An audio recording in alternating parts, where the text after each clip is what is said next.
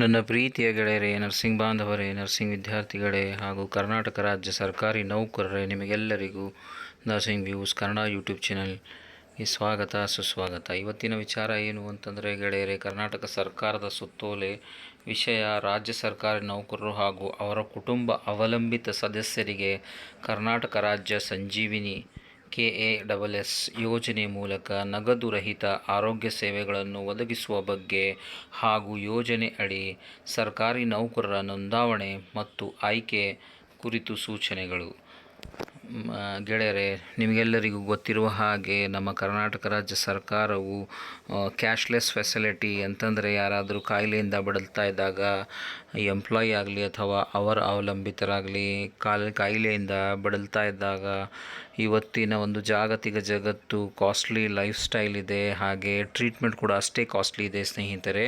ಅದನ್ನು ಮನಗಂಡು ನಮ್ಮ ಕರ್ನಾಟಕದ ಘನ ಸರ್ಕಾರ ಕರ್ನಾಟಕ ರಾಜ್ಯ ಸರ್ಕಾರಿ ನೌಕರರಿಗೆ ಮತ್ತು ಅವರ ಅವಲಂಬಿತ ಕುಟುಂಬ ಸದಸ್ಯರುಗಳಿಗೆ KASS ಅಂತಂದರೆ ಕರ್ನಾಟಕ ಆರೋಗ್ಯ ಸಂಜೀವಿನಿ ಯೋಜನೆಯ ಮೂಲಕ ನಗದು ರಹಿತ ಕ್ಯಾಶ್ಲೆಸ್ ಟ್ರೀಟ್ಮೆಂಟ್ ಬಗ್ಗೆ ಒಂದು ಮಹತ್ವವಾದಂತಹ ಸುತ್ತೋಲೆಯನ್ನು ಜಾರಿಗೆ ಮಾಡಿದೆ ಸ್ನೇಹಿತರೆ. ಕರ್ನಾಟಕ ಸರ್ಕಾರದ ಸಚಿವಾಲಯ, ವಿಧಾನಸೌಧ, ಡಾಕ್ಟರ್ BR ಅಂಬೇಡ್ಕರ್ ವಿಧಿ, ಬೆಂಗಳೂರು. ದಿನಾಂಕ 19/2025. ಬನ್ನಿ ನೋಡೋಣ ಇದರ ವಿವರಗಳು ಏನೇನಿದ್ದಾವೆ ಅಂತ ಹೇಳ್ಬಿಟ್ಟು. ಉಲ್ಲೇಖಗಳು ಕೊಟ್ಟಿದ್ದಾರೆ 1 2 3 4 4 ಉಲ್ಲೇಖಗಳನ್ನು ಕೊಟ್ಟಿದ್ದಾರೆ. ಅಷ್ಟು ಡೀಟೇಲ್ ಆಗಿ ನಾನು ಇದನ್ನು ನೋಡಲ್ಲ. ಮತ್ತು ನೆಕ್ಸ್ಟ್ ಬಂದು, ರಾಜ್ಯದ ಅವಯವದಲ್ಲಿ ಘೋಷಿಸಿದಂತೆ ರಾಜ್ಯ ಸರ್ಕಾರವು ರಾಜ್ಯ ಸರ್ಕಾರಿ ನೌಕರರಿಗೆ ಹಾಗೂ ಅವರ ಕುಟುಂಬದ ಅವಲಂಬಿತ ಸದಸ್ಯರುಗಳಿಗೆ ಕರ್ನಾಟಕ ಆರೋಗ್ಯ ಸಂಜೀವಿನಿ KASS ಯೋಜನೆ ಮೂಲಕ ನಗದುರಹಿತ ಆರೋಗ್ಯ ಸೇವೆಗಳನ್ನು ಒದಗಿಸುವ ವಿನೂತನ ಯೋಜನೆಯನ್ನು ರೂಪಿಸಿದ್ದು, ಈ ಯೋಜನೆಯಲ್ಲಿ ಶೀಘ್ರದಲ್ಲಿ ಅನುಷ್ಠಾನಗೊಳ್ಳಲಿದೆ. ಈ ಯೋಜನೆಯನ್ನು ಸುವರ್ಣ ಆರೋಗ್ಯ ಸುರಕ್ಷಾ ಟ್ರಸ್ಟ್ ಮೂಲಕ ಅನುಷ್ಠಾನಗೊಳಿಸಲಾಗುತ್ತಿದೆ ಅಂತಂದರೆ, ಈ ಒಂದು ರಾಜ್ಯದ ಆಯವ್ಯಯದ ಘೋಷಿಸಿದಂತೆ ನಮ್ಮ ಕರ್ನಾಟಕ ರಾಜ್ಯ ಸರ್ಕಾರಿ ನೌಕರರು ಯಾರ್ಯಾರಿದ್ದಾರೆ ಅವರುಗಳಿಗೆ ಈ ಒಂದು ಕರ್ನಾಟಕ ಆರೋಗ್ಯ ಸಂಜೀವಿನಿ ಯೋಜನೆಯನ್ನು ಸುವರ್ಣ ಆರೋಗ್ಯ ಟ್ರಸ್ಟ್ ಮೂಲಕ ಅನುಷ್ಠಾನಗೊಳಿಸಲಾಗುತ್ತಿದೆ ಸ್ನೇಹಿತರೆ. ಈ ಯೋಜನೆಯನ್ನು ಕಾರ್ಯನೀತಿ ಸೂಚನೆಗಳನ್ನು ಸರ್ಕಾರದ ಆದೇಶ ಸಂಖ್ಯೆ SUE 16 SMR 2020 ದಿನಾಂಕ 17/8/2021, 5/9/2022, 9/3/2023 ಹಾಗೂ ದಿನಾಂಕ 2/4/2025ಗಳಲ್ಲಿ ನೀಡಲಾಗಿದೆ. KASS ಯೋಜನೆಯು ರಾಜ್ಯ ಸರ್ಕಾರದ ನೌಕರರಿಗೆ ಐಚ್ಛಿಕವಾಗಿದ್ದು, ಯೋಜನೆಯಡಿ ಸರ್ಕಾರಿ ನೌಕರರು ವೈದ್ಯಕೀಯ ಸೌಲಭ್ಯ ಪಡೆಯಲು ಹೊರಗುಳಿಯಲು ಆಪ್ಟ್-ಇನ್ ಆಪ್ಟ್-ಔಟ್ ಆಯ್ಕೆ ಇಚ್ಛೆ ವ್ಯಕ್ತಪಡಿಸುವ ಕುರಿತಂತೆ ಈ ಕೆಳಕಂಡ ಸೂಚನೆಗಳನ್ನು ಹೊರಡಿಸಲಾಗಿದೆ ಹಾಗೂ ಅನುಬಂಧಗಳನ್ನು ಲಗತ್ತಿಸಲಾಗಿದೆ. ಅಂದರೆ ಸ್ನೇಹಿತರೆ, ಈ ಒಂದು KASS ಕರ್ನಾಟಕ ಆರೋಗ್ಯ ಸಂಜೀವಿನಿಯನ್ನು ನಮ್ಮ ಕರ್ನಾಟಕ ರಾಜ್ಯ ಸರ್ಕಾರಿ ನೌಕರರುಗಳಿಗೆ ಅವರ ಅವಲಂಬಿತ ಕುಟುಂಬ ಸದಸ್ಯರುಗಳಿಗೆ ಒಂದು ಮಹತ್ತರವಾದಂತಹ ಯೋಜನೆಯನ್ನು ಜಾರಿ ಮಾಡಿದೆ. ಆದರೆ ಈ ಒಂದು ಐಚ್ಛಿಕ ವಿಷಯವಾಗಿದ್ದು ಅಂತಂದರೆ, ನಿಮಗೆ ಇಷ್ಟವಾದರೆ ಇದನ್ನು ಆಪ್ಟ್-ಇನ್ ಮಾಡಬಹುದು ಅಥವಾ ಇದಕ್ಕೆ ರಿಜಿಸ್ಟ್ರೇಷನ್ ಮಾಡಿಸಿಕೊಳ್ಳಬಹುದು. ನನಗೆ ಇಷ್ಟ ಇಲ್ಲ ಅಂತಂದರೆ ಆಪ್ಟ್-ಔಟ್ ಕೂಡ ಮಾಡಬಹುದು ಎನ್ನುವಂಥ ಮಾತನ್ನು ಹೇಳ್ತಾ ಇದ್ದಾರೆ. ಯಾರೇ ಎಂಪ್ಲಾಯಿಗೆ ಇಂಟ್ರೆಸ್ಟ್ ಇದೆ ಇದು ಫಾಲೋ ಅಪ್ ಮಾಡಬಹುದು ಅಥವಾ ಇಲ್ಲ. ಯಾವಾಗ ಒಂದು ಕರ್ನಾಟಕ ರಾಜ್ಯ ಸರ್ಕಾರಿ ನೌಕರರು ಏನೋ ಕಾರಣಾಂತರಗಳಿಂದ ಏನೋ ಒಂದು ಕಾಯಿಲೆಯಿಂದ ಬಳಲ್ತಾ ಇದ್ದಾಗ ಆ ಒಂದು ಫೆಸಿಲಿಟಿ ನಮ್ಮ ಹೈಯರ್ ಸೆಂಟರ್ಗಳಿಗೆ ರೆಫರ್ ಆದಾಗ ಕ್ಯಾಶ್ಲೆಸ್ ಫೆಸಿಲಿಟಿ ಪ್ರೈವೇಟ್ ಹಾಸ್ಪಿಟಲ್ಗಳಲ್ಲಿ ಪಡೆಯುವಂತಹ ಒಂದು ಮಹತ್ವವಾದಂತಹ ಯೋಜನೆಯಾಗಿದೆ. ಈ ಒಂದು ಪ್ರೈವೇಟ್ ಹಾಸ್ಪಿಟಲ್ಗಳಲ್ಲದೆ ನಮ್ಮ ಕರ್ನಾಟಕ ರಾಜ್ಯ ಕರ್ನಾಟಕ ರಾಜ್ಯ ಸರ್ಕಾರದ ಏನೇನು ಆಸ್ಪತ್ರೆಗಳಿದ್ದಾವೆ, ಎಕ್ಸಾಂಪಲ್ ಜಯದೇವ ಇದೆ ಮತ್ತು ಕಿದವೈ ಹಾಸ್ಪಿಟಲ್ ಇದೆ, ಸೂಪರ್ ಸ್ಪೆಷಾಲಿಟಿ ಮಲ್ಟಿ ಸ್ಪೆಷಾಲಿಟಿ ಹಾಸ್ಪಿಟಲ್ಗಳಲ್ಲಿ ಕೂಡ ಈ ಒಂದು KAS ಜಾರಿಯಲ್ಲಿರುತ್ತದೆ ಸ್ನೇಹಿತರೆ. ಸೊ ಅದನ್ನು ಮನಗಂಡು ಯಾರಿಗೆ ಇಚ್ಛೆವಿದೆ, ಹೌದು ನಾನು ನನ್ನ ಫ್ಯಾಮ್ಲಿ ಮತ್ತು ನಾನು ಸೆಕ್ಯೂರ್ ಆಗಿರ್ತೀನಿ, ಕ್ಯಾಶ್ಲೆಸ್ ಫೆಸಿಲಿಟಿಗೆ ಪಡೆಯಲು ನಾನು ಬದ್ಧನಾಗಿರ್ತೀನಿ ಅಂತಂದರೆ ಇಚ್ಛೆಯಿಂದ ಈ ಒಂದು ಯೋಜನೆಗೆ ನೀವು ಸಹಮತಿ ಸೂಚಿಸಬಹುದು ಸ್ನೇಹಿತರೆ. ಒಂದನೆಯದಾಗಿ, ಯೋಜನೆಯಡಿ ಸರ್ಕಾರಿ ನೌಕರರು ಒಳಪಡುವ ಕಾರ್ಯವಿಧಾನದ ಬಗ್ಗೆ. ಈ ಯೋಜನೆಯು ಎಲ್ಲ ಅರ್ಹ ಸರ್ಕಾರಿ ನೌಕರರಿಗೆ ಅನ್ವಯವಾಗಲಿದ್ದು, ಯೋಜನೆಯ ಸೌಲಭ್ಯ ಪಡೆಯುವುದು ಐಚ್ಛಿಕವಾಗಿದ್ದು ಆಪ್ಷನಲ್, ಕಡ್ಡಾಯ ಮ್ಯಾಂಡೇಟ್ರಿ ಆಗಿರುವುದಿಲ್ಲ. ಅಂತಂದರೆ ಈ ಒಂದು ಸರ್ಕಾರಿ ನೌಕರರು ಯಾರಿದ್ದಾರೆ ಅವರಿಗೆಲ್ಲರಿಗೋಸ್ಕರ ಈ ಮಹತ್ವವಾದಂತಹ ಯೋಜನೆಯನ್ನು ಜಾರಿ ಮಾಡಿದ್ದಾರೆ. ಆದರೆ ಇದು ಒಂದು ಆಪ್ಷನಲ್ ಇದೆ ಸ್ನೇಹಿತರೆ, ಐಚ್ಛಿಕವಾದದ್ದು. ಈಗ ನಾವು ಡಿಸ್ಕಸ್ ಮಾಡಿದ ಹಾಗೆ ಇದು ಒಂದು ಐಚ್ಛಿಕ ವಿಷಯ. ನಿಮಗೆ ಬೇಕಾದರೆ ನೀವು ಅದನ್ನು ಆಪ್ಟ್ ಮಾಡಬಹುದು ಅಥವಾ ಬಿಡಬಹುದು. ಇದೇನು ಮ್ಯಾಂಡೇಟ್ರಿ, ಕಡ್ಡಾಯವಾಗಿ ಇಲ್ಲ ಎನ್ನುವಂಥ ಮಾತನ್ನು ಹೇಳ್ತಾ ಇದ್ದಾರೆ ಸ್ನೇಹಿತರೆ. ಈ ಹಿನ್ನೆಲೆಯಲ್ಲಿ ಯಾವುದೇ ಸರ್ಕಾರಿ ನೌಕರರು ಈ ಯೋಜನೆಯ ಸದುಪಯೋಗ ಪಡೆಯಲು ಇಚ್ಛಿಸಿದ್ದಲ್ಲಿ ಮಾತ್ರ ತನ್ನ ಆಯ್ಕೆಯನ್ನು ಸೂಚಿಸಬಹುದಾಗಿದೆ. ಇಚ್ಛೆ ಇಲ್ಲದ ಪಕ್ಷದಲ್ಲಿಯೂ ಸಹ ನಿಗದಿತ ನಮೂನೆಯಲ್ಲಿ ತಿಳಿಸಬಹುದಾಗಿದೆ. ಇನ್ ಕೇಸ್ ನಮಗೆ ಇಚ್ಛೆ ಇಲ್ಲ ಅಂತಂದರೂ ಕೂಡ ಒಂದು ಫಾರ್ಮ್ಯಾಟ್ ಇರುತ್ತೆ, ಅದನ್ನು ಫಿಲಪ್ ಮಾಡಿ ಕಳಿಸಬಹುದು. ಅಥವಾ ನಮಗೆ ಇಂಟ್ರೆಸ್ಟ್ ಇದೆ ಅಂತಂದರೆ ರಿಜಿಸ್ಟ್ರೇಷನ್ ಕೂಡ ಮಾಡಿಸಿಕೊಳ್ಳಬಹುದು ಎನ್ನುವಂಥ ಮಾತನ್ನು ಹೇಳ್ತಾ ಇದ್ದಾರೆ. ಎರಡನೇ ಪಾಯಿಂಟ್ ಬಂದು, ನೋಂದಾವಣೆಗೆ ಸಂಬಂಧಿಸಿದಂತೆ ಉಲ್ಲೇಖಿತ ದಿನಾಂಕ 9/3/2023 ಆದೇಶದ ಅನುಬಂಧಗಳಲ್ಲಿ ನೋಂದಾವಣೆ ಅರ್ಜಿ ನಮೂನೆಗಳನ್ನು, ವಿವಿಧ ಘೋಷಣಾ ಪತ್ರಗಳನ್ನು ಹಾಗೂ ನೋಂದಾವಣೆ ಕಾರ್ಯವಿಧಾನಗಳನ್ನು ನಿರ್ದಿಷ್ಟಪಡಿಸಲಾಗಿದೆ. ಇವುಗಳನ್ನು ಎಲ್ಲ ಸರ್ಕಾರಿ ನೌಕರರು ಹಾಗೂ ಡಿಡಿಒಸ್ ತಪ್ಪದೇ ಅನುಸರಿಸತಕ್ಕದ್ದು. ಅಂತಂದರೆ ನೋಂದಾವಣೆ ಸಂಬಂಧಿಸಿದಂತೆ ಉಲ್ಲೇಖಿತ ದಿನಾಂಕ 9/3/2023 ಆದೇಶ, ಅನುಬಂಧ, ನೋಂದಾವಣೆ ಅರ್ಜಿ ನಮೂನೆ, ವಿವಿಧ ಘೋಷಣಾ ಪತ್ರಗಳನ್ನು ಹಾಗೂ ನೋಂದಾವಣೆ ಕಾರ್ಯವಿಧಾನಗಳನ್ನು ನಿರ್ದಿಷ್ಟಪಡಿಸಲಾಗಿದೆ ಸ್ನೇಹಿತರೆ. ಸೊ ಇದನ್ನು HRMSನಲ್ಲಿ ಅಳವಡಿಸಬೇಕಾದರೆ ಸರ್ಕಾರಿ ನೌಕರರು ಹಾಗೂ ಡಿಡಿಒಗಳು ತಪ್ಪದೇ ಅನುಸರಿಸತಕ್ಕದ್ದು. HRMS ತಂತ್ರಜ್ಞಾನದಲ್ಲಿ ಡಿಡಿಒಗಳು ಅರ್ಜಿಗಳನ್ನು ಅಪ್ಲೋಡ್ ಮಾಡಲು ಕ್ರಮ ವಹಿಸುವುದು. ಏನು ಅರ್ಜಿಗಳನ್ನು ಕೋರಿದ್ದಾರೆ ಆ ಅರ್ಜಿಗಳನ್ನು ನಾವು ನಮ್ಮ ಸಹಮತಿಯನ್ನು ಸೂಚಿಸುತ್ತೇವೆ. ನಮಗೆ ಈ ಒಂದು KASS ಬೇಕು ಅಥವಾ ಇಲ್ಲ ಅದನ್ನು ನಮ್ಮ ಕರ್ನಾಟಕ ರಾಜ್ಯ ಸರ್ಕಾರಿ ನೌಕರರು ಹಾಗೂ DDOs ಮುಖಾಂತರ HRMSಲ್ಲಿ ಆ ಫಾರ್ಮನ್ನು ಅಪ್ಲೋಡ್ ಮಾಡುವುದರ ಬಗ್ಗೆ ಹೇಳಿದ್ದಾರೆ ಸ್ನೇಹಿತರೆ. ಯೋಜನೆಯಲ್ಲಿ ಸರ್ಕಾರಿ ನೌಕರರನ್ನು ನೋಂದಾಯಿಸುವ ಬಗ್ಗೆ HRMS ನಿರ್ದೇಶನಾಲಯವು ಸಹ ದಿನಾಂಕ 30/5/2023 ಹಾಗೂ 5/6/2023 ವಿವರವಾದ ಮಾರ್ಗಸೂಚಿಗಳನ್ನು ಹಾಗೂ KASS DDO ಬಳಕೆದಾರರ ಕೈಪಿಡಿ, ವೆಬ್ ಅಪ್ಲಿಕೇಶನ್ ಮುಂತಾದ ವಿವರಗಳನ್ನು ನೀಡಿರುತ್ತದೆ. ಈ ಸೂಚನೆಗಳನ್ನು ಎಲ್ಲ ಇಲಾಖೆಗಳ DDOಗಳು ತಪ್ಪದೇ ಅನುಸರಿಸುವುದು ಹಾಗೂ ನೌಕರರು ನೋಂದಾವಣೆಯನ್ನು ಚುರುಕುಗೊಳಿಸುವುದು. ಅಂತಂದರೆ ದಿನಾಂಕ 30/5/2023 HRMS ನಿರ್ದೇಶನಾಲಯವು ಸಹ ಈ ಒಂದು ವಿವರವಾದಂತಹ ಮಾರ್ಗಸೂಚಿ, ಒಂದು ಇನ್ಫಾರ್ಮೇಷನ್ ಕಂಪ್ಲೀಟಾಗಿ ಒಂದು ಕೈಪಿಡಿಯನ್ನು ಜಾರಿ ಮಾಡಿದ್ದಾರೆ ಸ್ನೇಹಿತರೆ. KASS DDO ಬಳಕೆದಾರರ ಕೈಪಿಡಿ ಎಂಬ ಇದರಲ್ಲಿ ವೆಬ್ ಅಪ್ಲಿಕೇಶನ್ ಮುಂತಾದ ವಿವರಗಳನ್ನು ಇರುತ್ತದೆ. ಸೊ ನಾಲ್ಕನೇದಾಗಿ, ಸರ್ಕಾರಿ ನೌಕರರ ಯೋಜನೆಗೆ ಒಳಪಡಲು ಆಯ್ಕೆಯನ್ನು ವ್ಯಕ್ತಪಡಿಸಲು ಉದ್ದೇಶಿಸಿದ್ದಲ್ಲಿ ದಿನಾಂಕ 20/5/2025 ಒಳಗಾಗಿ ಸಂಬಂಧ ಅನುಬಂಧ 2ರ ನಮೂನೆ 1ರಲ್ಲಿ ಘೋಷಣೆಯನ್ನು ತನ್ನ ಮೇಲಾಧಿಕಾರಿ ಮೂಲಕ DDOಗಳಿಗೆ ಸಲ್ಲಿಸತಕ್ಕದ್ದು. ಇಂತಹ ಘೋಷಣೆಗಳನ್ನು ಸಲ್ಲಿಸುವ ನೌಕರರಿಂದ ಯೋಜನೆಯ ವಂತಿಕೆಯನ್ನು ಮೇ 2025 ಮಾಹೆಯಿಂದ ಸ್ವಯಂಚಾಲಿತವಾಗಿ HRMSನಲ್ಲಿ ಕಟಾಯಿಸಲಾಗುವುದು. ಅಂತಂದರೆ ದಿನಾಂಕ 20/5/2025 ಒಳಗಾಗಿ ನಿಮ್ಮ ಇಚ್ಛೆಯನ್ನು ಜಾಹೀರುಪಡಿಸಬೇಕಾಗಿ ಕೋರಿರುತ್ತಾರೆ. ಸೊ ಮೇಲಾಧಿಕಾರಿ ಮೂಲಕ, ಯಾರು ಮೆಡಿಕಲ್ ಆಫೀಸರ್ ಇದ್ದಾರೆ ಅಥವಾ ಮೇಲಾಧಿಕಾರಿ ಯಾರಿದ್ದಾರೆ ಅವರ ಮೂಲಕ DDOಗಳಿಗೆ ಸಲ್ಲಿಸತಕ್ಕದ್ದು. ಇಂಥ ಘೋಷಣೆಗಳನ್ನು ಸಲ್ಲಿಸುವ ನೌಕರರಿಂದ ಯೋಜನೆ ವಂತಿಕೆ, ಅಂತಂದರೆ ಈ ಇನ್ಸ್ಟಾಲ್ಮೆಂಟ್ ಏನಿದೆ EMI ಅನ್ನಬಹುದು ಅಥವಾ ಮಂತ್ಲಿ ಇಂತಿಷ್ಟು ಅಮೌಂಟನ್ನು ಡಿಡಕ್ಟ್ ಆಗುತ್ತೆ ಸ್ನೇಹಿತರೆ, ಅದು ಮೇ ಮಾಹೆಯ 2025 ಸ್ವಯಂಚಾಲಿತವಾಗಿ HRMSನಲ್ಲಿ ಕಟಾಯಿಸಲಾಗುವುದು ಎನ್ನುವಂಥ ಮಾತನ್ನು ಹೇಳ್ತಾ ಇದ್ದಾರೆ ಸ್ನೇಹಿತರೆ.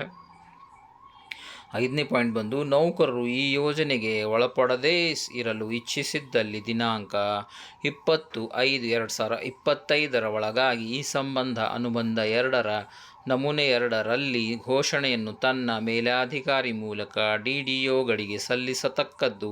ತಪ್ಪಿದ್ದಲ್ಲಿ ಇಂಥ ನೌಕರರ ಯೋಜನೆಗೆ ಒಳಪಡಲು ಇಚ್ಛಿಸಿದ್ದಾರೆಂದು ಪರಿಗಣಿಸಿ ಅವರ ಮೇ 2025ರ ವೇತನದಿಂದ HRMS ಮುಖಾಂತರ ವಂತಿಕೆ ಕಟಾವಣೆ ಮಾಡಲಾಗುತ್ತದೆ. ಅಂತಂದರೆ ಸ್ನೇಹಿತರೆ, ನಿಮಗೆ ಬೇಕಾಗಿದೆ ಈ ಒಂದು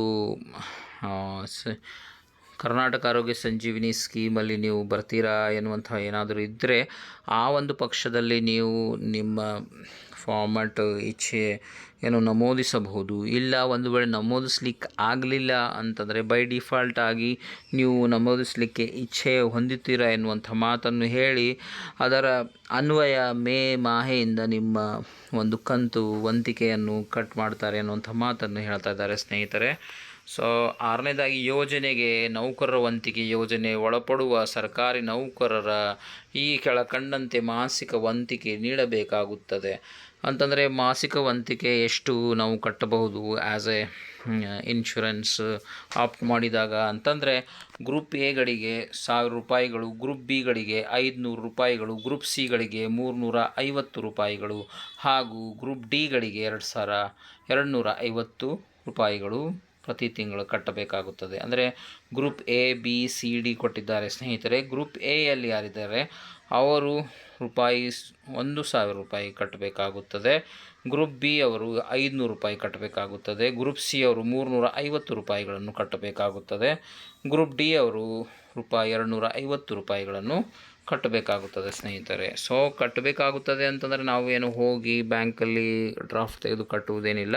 ನಮ್ಮ HRMS ಮುಖಾಂತರ ನಮ್ಮ ಬರುವಂಥ ಸಂಬಳದಲ್ಲಿ ಈ ವಂತಿಕೆಯನ್ನು ಕಟಾವಣೆ ಆಗುತ್ತದೆ ಅನ್ನುವಂಥ ಮಾತನ್ನು ಹೇಳ್ತಾ ಇದ್ದಾರೆ ಸ್ನೇಹಿತರೆ.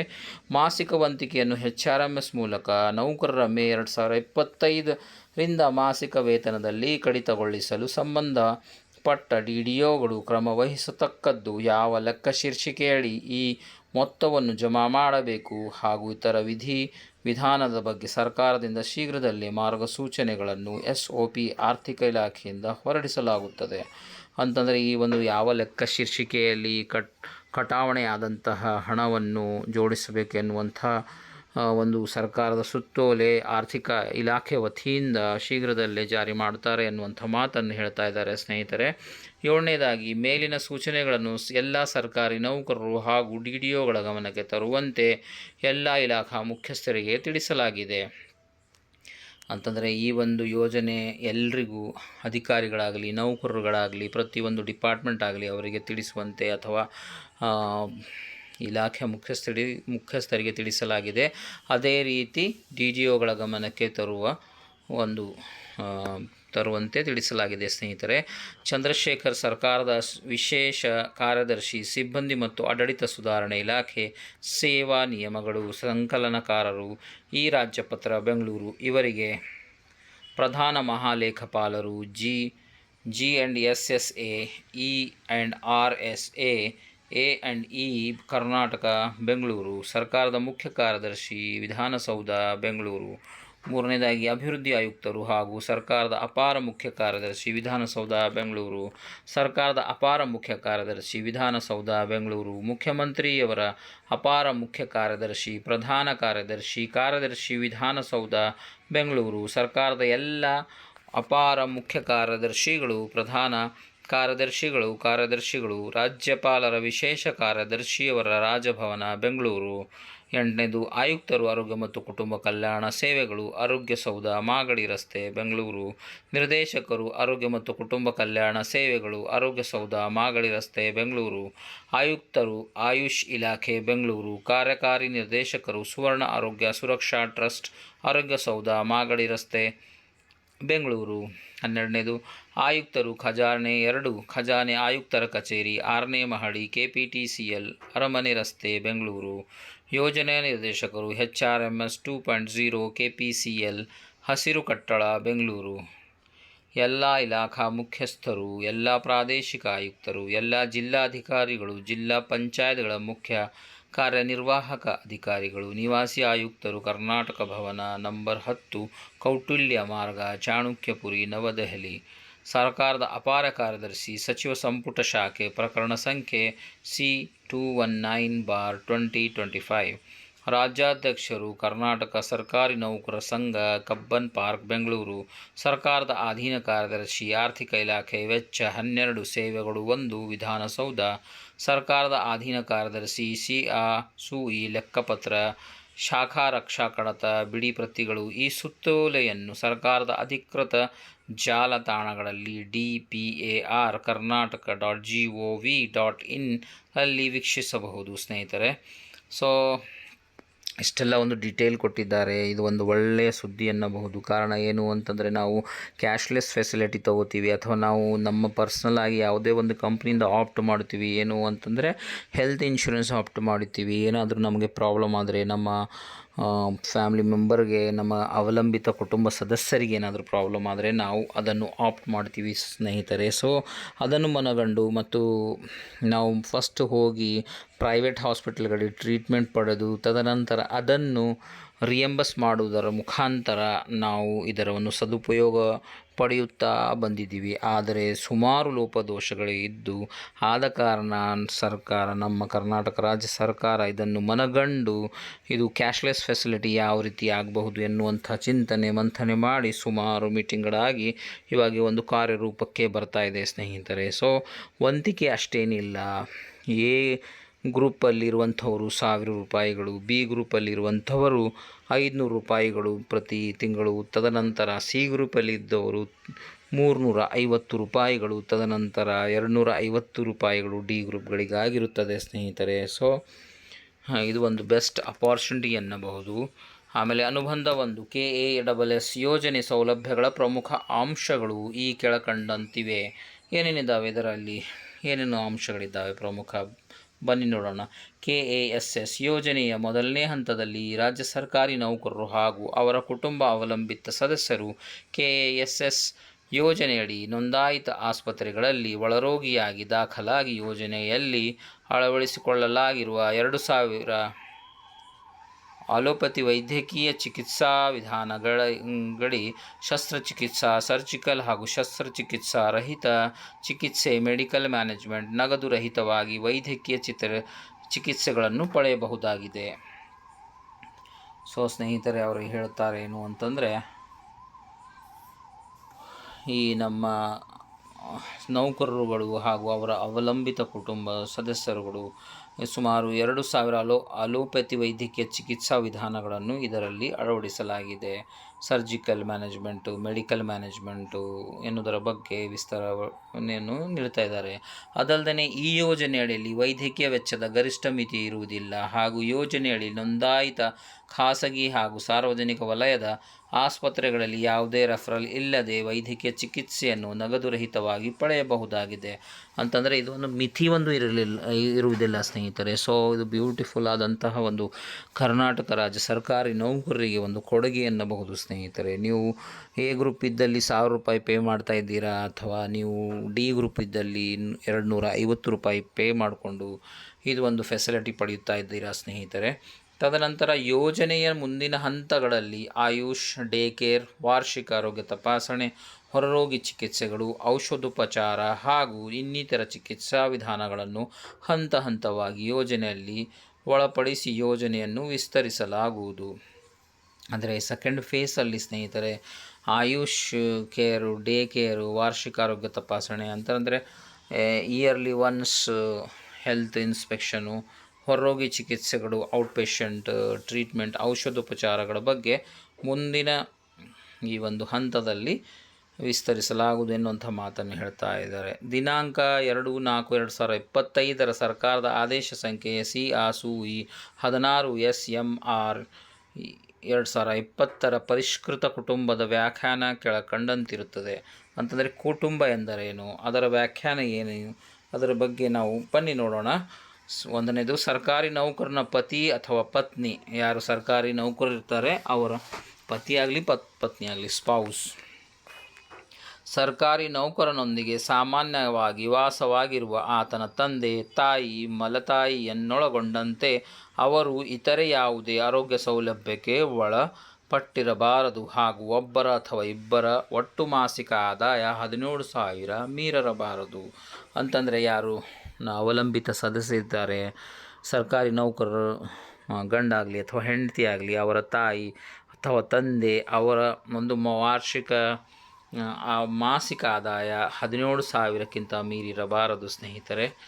ತದನಂತರ ಸರ್ಕಾರಿ ನೌಕರನ ಮೇಲೆ ಸಂಪೂರ್ಣವಾಗಿ ಅವಲಂಬಿತರಾಗಿರುವ ಹಾಗೂ ಸಾಮಾನ್ಯವಾಗಿ ಅವನೊಂದಿಗೆ ವಾಸವಾಗಿರುವ wholly dependent on a government employee and generally residing with him, ಮಗ ಮತ್ತು ಪಡೆದ ಮಗ ಸೇರಿದಂತೆ ಆತ 30 ವರ್ಷ ಪೂರೈಸುವವರೆಗೂ, ಅಂತಂದರೆ up to the age of 30 years ಇದು ಕವರ್ ಆಗುತ್ತೆ ಸ್ನೇಹಿತರೆ. ತನ್ನ ಸ್ವಂತ ಮಗಳು ಮಲಮಗಳು ಆದರೂ ಸಹಿತ up to the age of 30 ಇಯರ್ಸ್ವರೆಗೂ ಇದು ಒಂದು ಸೌಲಭ್ಯವನ್ನು ಲಭ್ಯವಾಗಿರುತ್ತದೆ.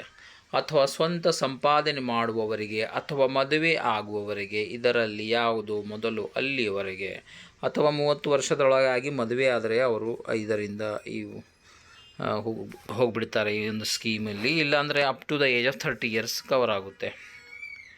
ಸರ್ಕಾರಿ ನೌಕರನ ಮೇಲೆ ಸಂಪೂರ್ಣವಾಗಿ ಅವಲಂಬಿತರಾಗಿರುವ ಹಾಗೂ ಸಾಮಾನ್ಯವಾಗಿ ಅವನೊಂದಿಗೆ ವಾಸವಾಗಿರುವ ಮಗಳು, ದತ್ತು ಪಡೆದ ಮಗಳು, ಮಲಮಗಳು ಸೇರಿದಂತೆ ಆಕೆ 30 ವರ್ಷ ಪೂರೈಸುವವರೆಗೆ ಅಥವಾ ಸ್ವಂತ ಸಂಪಾದನೆ ಮಾಡುವವರಿಗೆ ಅಥವಾ ಮದುವೆ ಆಗುವವರಿಗೆ, ಇದರಲ್ಲಿ ಯಾವುದೋ ಮೊದಲು ಅಲ್ಲಿವರೆಗೆ.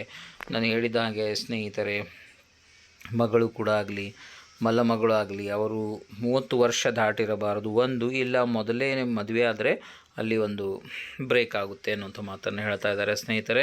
ಸರ್ಕಾರಿ ನೌಕರನೊಂದಿಗೆ ವಾಸವಿರುವ ಮತ್ತು ಯಾವುದೇ ಸ್ವಂತ ಗಳಿಕೆ ಇಲ್ಲದೆ ಸರ್ಕಾರಿ ನೌಕರನನ್ನು ಅವಲಂಬಿಸುವ ವಿಧವೆ, ವಿಚ್ಛೇದಿತ ಮಗಳು. ಇನ್ ಕೇಸ್ ಯಾರು ವಿಧವೆಯಾಗಿದ್ದಾರೆ ಅಥವಾ ವಿಚ್ಛೇದಿತ ಡೈವರ್ಸ್ ತೊಗೊಂಡಿದ್ದಾರೆ ಅಂಥ ಮಗಳು ಕೂಡ ಇದರಲ್ಲಿ ಕಂಟಿನ್ಯೂಯೇಷನ್ ಇರುತ್ತೆ ಸ್ನೇಹಿತರೆ. ಆಮೇಲೆ 6ನೇದಾಗಿ 30 ವರ್ಷ ಮೀರಿದ ಅವಿವಾಹಿತ ಮಗ ಮತ್ತು ಮಗಳು ದೈಹಿಕ ಅಥವಾ ಮಾನಸಿಕ ಅಸ್ವಸ್ಥತೆಯಿಂದ ಬಳಲುತ್ತಿದ್ದು ಸ್ವಂತ ಸಂಪಾದನೆ ಮಾಡಲು ಅಸಮರ್ಥರಾಗಿದ್ದಲ್ಲಿ, ಅಂತಂದರೆ 30 ವರ್ಷ ಕ್ರಾಸ್ ಆಗಿದೆ ಆದರೆ MR ಇದ್ದಾರೆ ಅಥವಾ ಯಾವುದೇ ಒಂದು ದೈಹಿಕ ಅಥವಾ ಮಾನಸಿಕ ಕಾಯಿಲೆಯಿಂದ ಬಳಲ್ತಾ ಇದ್ದಾರೆ ಅಂತಂದರೆ ಅವರು ಕೂಡ ಅಸಮರ್ಥರಾಗಿದ್ದಲ್ಲಿ ಅವರು ಕೂಡ ಕಂಟಿನ್ಯೂಯೇಷನ್ ಇರುತ್ತೆ ಅನ್ನುವಂಥ ಮಾತನ್ನು ಹೇಳ್ತಾ ಇದ್ದಾರೆ. 5ನೇ ಪಾಯಿಂಟು, ಮೇಲೆ ತಿಳಿಸಿದಂತೆ ಕುಟುಂಬ ಪದದ ವ್ಯಾಖ್ಯಾನವನ್ನು ಮರು ವ್ಯಾಖ್ಯಾನಿಸಲಾದ ಹಿನ್ನೆಲೆಯಲ್ಲಿ ದಿನಾಂಕ 9/3/2023 ಸರ್ಕಾರದ ಆದೇಶ ಅನುಬಂಧ 1 ಫಾರ್ಮ್ A1 ಕ್ರಮ ಸಂಖ್ಯೆ 6 ಬದಲಾಗಿ ಈ ಕೆಳಕಂಡಂತೆ ಓದಿಕೊಳ್ಳತಕ್ಕದ್ದು ಎಂದು ಉಲ್ಲೇಖಿತ ದಿನಾಂಕ 2/4/2025 ಆದೇಶದಲ್ಲಿ ತಿಳಿಸಲಾಗಿದೆ. 6ನೇದಾಗಿ ದಿನಾಂಕ 2/4/2025 ಸರ್ಕಾರದ ಆದೇಶ ಸಂಖ್ಯೆ CRSUE 16 SMR 2020ರಲ್ಲಿ ಕುಟುಂಬ ಪದವನ್ನು ವ್ಯಾಖ್ಯಾನಿಸಿರುವಂತೆ ನನ್ನ ಕುಟುಂಬದಲ್ಲಿ ಯಾವುದೇ ಬದಲಾವಣೆಗಳಾದಲ್ಲಿ, ಉದಾಹರಣೆಗೆ ಮಗಳ ಮದುವೆ, ಸದಸ್ಯರ ಆದಾಯ, ಮಕ್ಕಳ ಜನನ, ಸದಸ್ಯರ ಮರಣ ಇತ್ಯಾದಿ, ನಾನು ಅಂತಹ ಮಾಹಿತಿಯನ್ನು ಕಾಲಕಾಲಕ್ಕೆ ಒದಗಿಸಲು ಬದ್ಧನಾಗಿರುತ್ತೇನೆ ಸಂದರ್ಭಾನುಸಾರ ಈ ಯೋಜನೆಯಿಂದ ಹೆಸರನ್ನು ತೆಗೆದುಹಾಕಲು ಅಥವಾ ಸೇರ್ಪಡೆ ಮಾಡಲು ನಾನು ಬದ್ಧನಾಗಿರುತ್ತೇನೆ ಎನ್ನುವಂಥ ಮಾತನ್ನು ಹೇಳ್ತಾ ಇದ್ದಾರೆ ಸ್ನೇಹಿತರೆ. ಸೊ ಅನುಬಂಧ 2 ಹೆಸರು ಯಾವ ರೀತಿ ಇದ್ದಾವೆ ಅಂತಂದರೆ, ಹೆಸರು ಶ್ರೀ ಅಥವಾ ಶ್ರೀಮತಿ, ಪದನಾಮ, ಗ್ರೂಪ್ ABCD, ಇಲಾಖೆ ಯಾವ ಇಲಾಖೆಯಲ್ಲಿ ಕೆಲಸ ಮಾಡ್ತಾಯಿದ್ದೀರಿ, employee KGID number, pay slip, Shrimati ಆದ ನಾನು ನಗದು ರಹಿತ ಕರ್ನಾಟಕ ಆರೋಗ್ಯ ಸಂಜೀವಿನಿ ಯೋಜನೆಗೆ ಒಳಪಡಲು ಇಚ್ಛಿಸುತ್ತೇನೆ ಹಾಗೂ ನನ್ನ ಸಂಬಳದಲ್ಲಿ ಯೋಜನೆಯ ಮಾಸಿಕ ವಂತಿಗೆ ರೂಪಾಯಿ ಇಂತಿಷ್ಟುಗಳನ್ನು ಕಟಾವಣೆ ಮಾಡಲು ಒಪ್ಪಿದ್ದೇನೆ. ದಿನಾಂಕ ಇವರಿಗೆ ಸಹಿ. ನಮೂನೆ 2 ಹೆಸರು ಶ್ರೀಮತಿ, ಪದನಾಮ, ಗ್ರೂಪ್ ABCD, ಇಲಾಖೆ ಎಂಪ್ಲಾಯಿ KGID, ಶ್ರೀಮತಿ ಆದ ನಾನು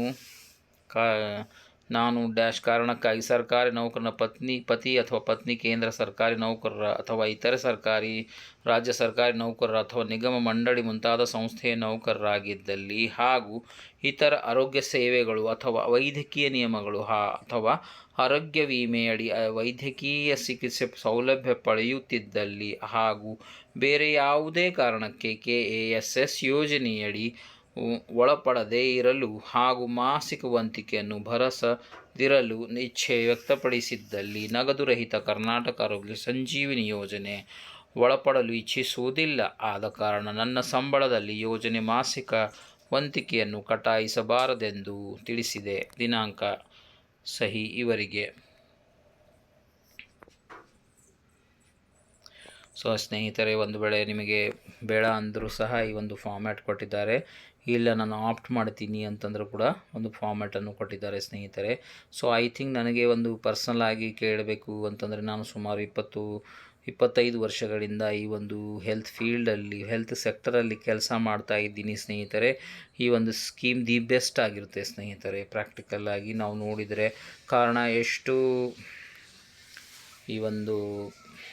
ಎಷ್ಟಿದೆ ಅಂತಂದರೆ, ಈ ಒಂದು ಜಾಗತಿಕ ಜಗತ್ತಲ್ಲಿ ತುಂಬಾ ಕಾಸ್ಟ್ಲಿ ಇದೆ ಸ್ನೇಹಿತರೆ ಟ್ರೀಟ್ಮೆಂಟ್. ಸೊ ಅದನ್ನು ಮನಗಂಡು ಈ ಒಂದು ಬೆಸ್ಟ್ ಆಪ್ಷನ್ ಎನ್ನಬಹುದು ಸ್ನೇಹಿತರೆ. ಸೊ ಬೆಟರ್ ಇಲ್ಲಿ ನೋಡಿ, ಇವಾಗ ಈ ಸ್ಕ್ರೀನಲ್ಲಿ ನೋಡ್ತಾ ಇರೋದು ಈ ಯೋಜನೆಗೆ ಗ್ರೂಪ್ ಎ ಇದ್ದರೆ ಜಸ್ಟ್ 1,000 ರೂಪಾಯಿಗಳು ಅಂತಂದರೆ ವರ್ಷಕ್ಕೆ 12,000 ರೂಪಾಯಿಗಳು ಕೊಡ್ತಾ ಇದ್ದೀವಿ. ಮಕ್ಕಳು ತಂದೆ ತಾಯಿ ಮತ್ತು ಮಕ್ಕಳು up to the age of 30 ಇಯರ್ಸ್ವರೆಗೂ ಅವರಿಗೆ ಕವರ್ ಆಗುತ್ತೆ. ಅದಲ್ಲದೆ up to the age of 60 ಇಯರ್ಸ್ವರೆಗೆ ಯಾರಿಗೆ ಗೌರ್ಮೆಂಟ್ ಎಂಪ್ಲಾಯ್ ಇರ್ತಾರೆ ಅವರಿಗೆ ಕವರ್ ಆಗುತ್ತೆ ಸ್ನೇಹಿತರೆ. ತದನಂತರ ಗ್ರೂಪ್ ಬಿ ಆಗಲಿ, ಅದು 500 ರೂಪೀಸ್ ಅಷ್ಟೇ, ಅಂತಂದರೆ ಸುಮಾರು 6,000 ರೂಪೀಸ್ ಇದೆ. ತದನಂತರ ಗ್ರೂಪ್ ಸಿ 350, ಗ್ರೂಪ್ ಡಿ 250 ಇದೆ. I think it's best time to opt it. Thank you for watching nursing views Kannada YouTube channel ಸ್ನೇಹಿತರೆ. ಇಲ್ಲಿ ಮಟ್ಟ ನೀವು ಕಂಟಿನ್ಯೂಸ್ಲಾಗಿ ಇಂಟ್ರೆಸ್ಟಿಂಗ್ ಟಾಪಿಕ್ ಎನಿಸಿದರೆ ನೋಡ್ತಾ ಇದ್ದೀರಾ, ದಯವಿಟ್ಟು ಸಬ್ಸ್ಕ್ರೈಬ್ ಮಾಡಿ ಮತ್ತು ನಿಮ್ಮ ಫ್ರೆಂಡ್ಸ್ಗಳ ಜೊತೆಗೆ ಶೇರ್ ಮಾಡಿ ಸ್ನೇಹಿತರೆ.